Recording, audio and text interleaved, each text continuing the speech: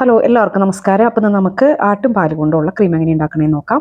ആട്ടുംപാലിൻ്റെ ഗുണങ്ങൾ നമ്മൾ അറിഞ്ഞിരിക്കണം. ഇത് പോസ്റ്റ് ചെയ്യാൻ വൈകിയതിൻ്റെ കാരണം എന്ന് പറഞ്ഞാൽ നമുക്ക് പെട്ടെന്ന് അങ്ങനെ ഉണ്ടാക്കിയിട്ട് പോസ്റ്റ് ചെയ്ത് കഴിഞ്ഞിട്ടുണ്ടെങ്കിൽ അതിൻ്റെ സ്റ്റെബിലിറ്റി നമുക്ക് നോക്കാൻ പറ്റില്ല.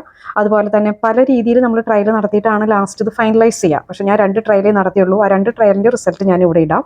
എന്നാലും ഞാൻ അത്ര 100% ഹാപ്പി അല്ല പ്രൊഡക്റ്റിൽ. കാരണം അതിൽ നമ്മളിപ്പോൾ ഇത് എടുത്ത് വെച്ച് കഴിയുമ്പോൾ നമ്മൾ ഷേക്ക് ചെയ്തിട്ടൊക്കെ വേണം ഇത് ഉപയോഗിക്കാനായിട്ട്. എനിഹൗ ഡീറ്റെയിൽസിലേക്ക് പോകാം.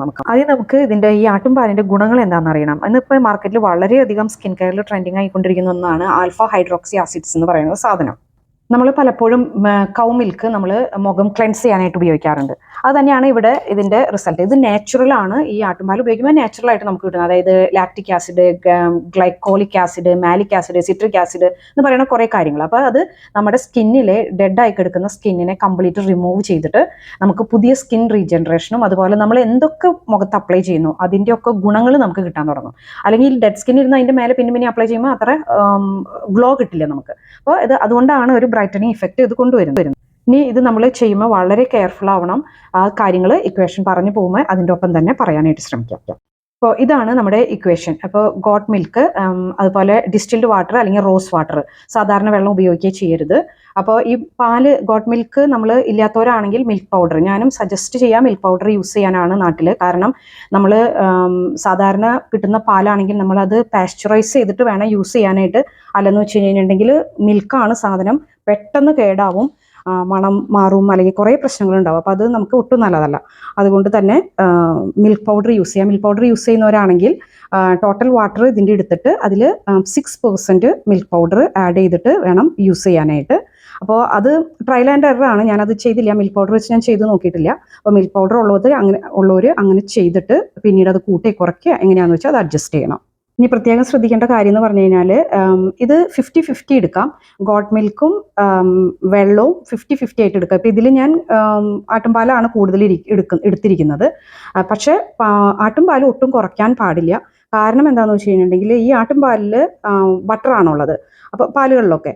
അപ്പോൾ ഈ ബട്ടറിൻ്റെ ഒപ്പം കൂടുതൽ വെള്ളം ചേരുമ്പോൾ അതിലേക്ക് ഇതിൽ കൂടി ചേരില്ല, നമുക്കത് ഒരുമിച്ചാക്കി എടുക്കാൻ പറ്റില്ല, അത് കുറേ കഷ്ടപ്പെടും. അപ്പോൾ അതുകൊണ്ട് അത് പ്രത്യേകം ശ്രദ്ധിക്കണം. ഇക്വേഷനിൽ മാറ്റം വരുത്തുന്നവർ സിമ്പിളായിട്ട് പറയുകയാണെന്ന് വെച്ചിട്ടുണ്ടെങ്കിൽ നമ്മൾ മയോണൈസ് ഉണ്ടാക്കില്ലേ, അതാണ് ഇതിൻ്റെ ഒരു ഇത്. പിന്നെ നമ്മൾ ഇതിൽ പ്രത്യേകമായിട്ട് നമ്മൾ എമിൽസിഫയർ ആഡ് ചെയ്യുന്നുണ്ട്. അതാണ് ഈ ഒലിവിയം 1000 എന്ന് കാണിച്ചിരിക്കുന്നത്. അല്ലെന്ന് വെച്ചിട്ടുണ്ടെങ്കിൽ അതിപ്പോൾ അവൈലബിൾ അല്ലാന്ന് വെച്ചിട്ടുണ്ടെങ്കിൽ എമിൽസിഫയിങ് വാക്സ് NF അത് നല്ലതാണ്, അത് യൂസ് ചെയ്യാം. പിന്നെ ലൈറ്റായിട്ടുള്ള ഓയിലുകൾ ഉപയോഗിക്കാനായിട്ട് ശ്രമിക്കുക. കാരണം നാട്ടിലെന്ന് പറഞ്ഞാൽ നമുക്ക് ചൂട് കൂടുതലാണ്. അപ്പോൾ ക്രീം ഭയങ്കര ഹെവി ആവും, അത് നമുക്ക് അപ്ലൈ ചെയ്യാനായിട്ട് ബുദ്ധിമുട്ട് വരും. അപ്പോൾ ഞാനിവിടെ ക്യാരറ്റിൻ്റെയും ബീട്രൂട്ടിൻ്റെയും ഓയിൽ ഉണ്ടാക്കി വെച്ചിട്ടുണ്ടായിരുന്നു. ഗ്രേപ്പ് സീഡ് ഓയിൽ കൊണ്ടാണ് ഞാനത് ഉണ്ടാക്കിയത്. അതിൻ്റെ വീഡിയോ ഇട്ടിട്ടുണ്ടായിരുന്നു.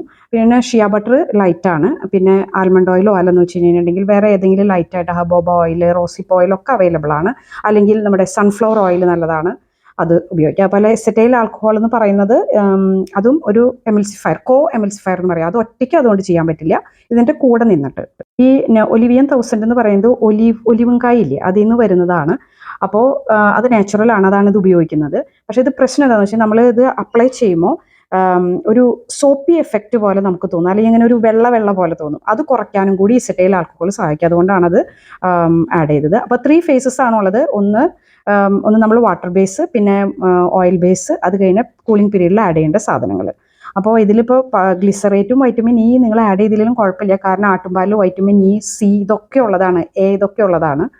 പിന്നെ ഞാൻ ലാവൻഡർ എസെൻഷ്യൽ ഓയിലും സ്വീറ്റ് ഓറഞ്ച് എസെൻഷ്യൽ ഓയിലും, ജിയോഗാർഡ് ഇസിറ്റി അത് നാച്ചുറൽ പ്രിസർവേറ്റീവ് ആണ്. ഇനിയിപ്പോൾ അതില്ല എന്ന് വെച്ച് കഴിഞ്ഞിട്ടുണ്ടെങ്കിൽ നിങ്ങളുടെ കയ്യിലുള്ള പ്രിസർവേറ്റീവ് നിങ്ങൾക്ക് യൂസ് ചെയ്യാം. പിന്നെ റോസ് വാട്ടർ ഉപയോഗിക്കുന്നവരാണെന്ന് വെച്ച് കഴിഞ്ഞിട്ടുണ്ടെങ്കിൽ മറ്റേ ഫോമുലയിൽ നമ്മൾ എസെൻഷ്യൽ ഓയിൽ ഏതെങ്കിലും ഒരെണ്ണം യൂസ് ചെയ്താൽ മതി. എനിക്ക് തോന്നുന്നു റോസ് വാട്ടർ ആണെങ്കിൽ ലാവൻഡർ ആയിരിക്കും ഒന്നും കൂടി അതിനോട് കൂടി ചേർന്ന് പോകുന്നത്. അപ്പോൾ 0.50 എന്നുള്ളത് നമുക്ക് വേറെ ഏതെങ്കിലും ഓയിലിലോ അല്ലെങ്കിൽ വേറെ എവിടെയെങ്കിലും അഡ്ജസ്റ്റ് ചെയ്യാം. എപ്പോഴും ഇക്വേഷൻ 100ൽ നിർത്താനായിട്ട് ശ്രദ്ധിക്കണം. കാരണം ഒരു പ്രാവശ്യം ഉണ്ടാക്കിയിട്ട് ശരിയായില്ലെങ്കിൽ പിന്നീട് നമ്മൾ നോക്കുമ്പോൾ നമുക്ക് എവിടെ അഡ്ജസ്റ്റ് ചെയ്യേണ്ടത്, എന്താണ് ചെയ്യേണ്ടതെന്ന് അല്ലെങ്കിൽ നമുക്കറിയില്ല. നമ്മുടെ നമ്മൾ മേടിച്ച സാധനങ്ങൾ മുഴുവൻ അത് നാശമായിട്ട് പോവുകയും ചെയ്യും. അപ്പോൾ ഇനി നമുക്ക് സാധനങ്ങൾ അളന്നെടുക്കുമ്പോൾ വളരെയധികം ശ്രദ്ധിക്കണം. നമ്മൾ ഉപയോഗിക്കുന്ന എല്ലാം പാത്രങ്ങളായാലും നമ്മൾ മിക്സ് ചെയ്യുന്ന സാധനമായാലും എല്ലാം നമ്മൾ നന്നായിട്ട് ക്ലെൻസ് ചെയ്ത് എടുക്കണം. അത് നല്ല ചൂടുവെള്ളം ഒഴിച്ച് കഴുകി തുടച്ചെടുക്കുക. അത് കഴിഞ്ഞിട്ട് ക്ലോറക്സിൻ്റെ വാട്ടർ ഉണ്ടല്ലോ, അതാണ് ഏറ്റവും ബെസ്റ്റ്. അത് അല്ലെങ്കിൽ എന്തെങ്കിലും ഡിസിൻഫെക്റ്റൻറ്റ് ഉപയോഗിച്ചിട്ട് അത് കഴുകി തുടച്ചെടുക്കുക. അതുപോലെ കൈ നന്നായിട്ട് വാഷ് ചെയ്ത് മേക്ക് ഷുവർ ഒരു രോഗാണുക്കളും ഇല്ല എന്നുള്ളത്. കാരണം പാലാണ്, അതുകൊണ്ട് വളരെ കെയർഫുൾ ആവണം. ഇനി നമ്മൾ ഇതെല്ലാം മെഷർ ചെയ്ത് എടുത്ത് കഴിഞ്ഞിട്ട് നമ്മളൊരു പാത്രത്തിൽ, ഒരു പരന്ന പാത്രത്തിൽ വെള്ളം വെച്ചിട്ട് അതിലേക്ക് നമ്മൾ ഈ രണ്ടും ഇറക്കി വെച്ച് കൊടുക്കുക. അപ്പോൾ നമ്മൾ മിക്സ് ചെയ്യാൻ പോകുന്നത്, നമ്മൾ ഓയിൽ നമ്മൾ വാട്ടറിലേക്കാണ് ആഡ് ചെയ്ത് കൊടുക്കുന്നത്. അപ്പോൾ വാട്ടർ എടുക്കുന്ന ബീക്കർ വലുതായിരിക്കണം. ഓക്കെ. എന്നിട്ട് ഒരു 70 ഡിഗ്രിയിൽ എത്തുമോ, നിങ്ങളുടെ കയ്യിൽ ഇപ്പോൾ ചൂട് നോക്കാൻ ഉള്ള ഒരു സാധനം ഇല്ല എന്ന് വെച്ച് കഴിഞ്ഞിട്ടുണ്ടെങ്കിൽ നന്നായിട്ട് ഇത് മെൽറ്റ് ചെയ്ത് കഴിയുമ്പോൾ ഓയിലും നന്നായിട്ട് മെൽറ്റ് ചെയ്ത് അത് രണ്ടും ഇളക്കണം ഇടയ്ക്കിടയ്ക്ക്. കാരണം ചൂട് അത് ഈവണായിട്ട് എല്ലായിടത്തേക്കും ഒരുപോലെ ചെന്നാൽ മാത്രമേ നമ്മളത് മിക്സ് ചെയ്യുമ്പോൾ അത് കൂടി ചേരുള്ളൂ, അല്ലെങ്കിൽ അത് സെപ്പറേറ്റഡ് ആയിട്ട് വരും.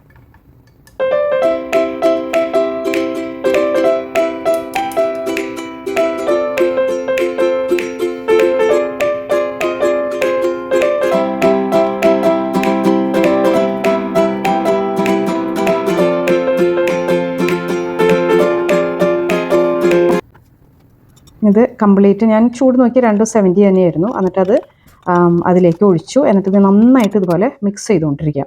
കുറച്ച് നേരം അതൊന്നും ഇങ്ങനെ മിക്സ് ചെയ്തുകൊണ്ടിരിക്കണം. പ്ലാസ്റ്റിക് സ്പൂണൊന്നും ഉപയോഗിക്കരുത്. അതുപോലെ ഉരുണ്ടിട്ടുള്ള എന്തെങ്കിലും ഒരു സാധനമായിരിക്കണം, പരന്ന സാധനമില്ലാതെ ഉരുണ്ടിരിക്കുന്ന എന്തെങ്കിലും ഒരു സാധനമാണ്. ഞാനിത് ഉപയോഗിച്ചിരിക്കുന്നത് വുഡാണ്. ഇനിയിപ്പോൾ ഗ്ലാസ് റോഡൊക്കെ ഉള്ളവരാണെന്ന് വെച്ചിട്ടുണ്ടെങ്കിൽ അത് ചെയ്യാം.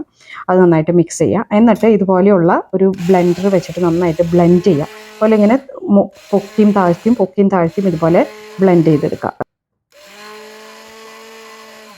ആദ്യം നമ്മൾ ഇത് ചെയ്യുമ്പോൾ തിക്കായിട്ട് കിട്ടില്ല. അതൊരു 1 മിനിറ്റ് 2 മിനിറ്റൊക്കെ നമ്മൾ ഇങ്ങനെ നിർത്തി ഇങ്ങനെ ചെയ്തുകൊണ്ടിരിക്കുമ്പോഴേ ഇത് ഇങ്ങനെ ഒരു തിക്കായിട്ടുള്ളതായിട്ട് നമുക്ക് കിട്ടുള്ളൂ.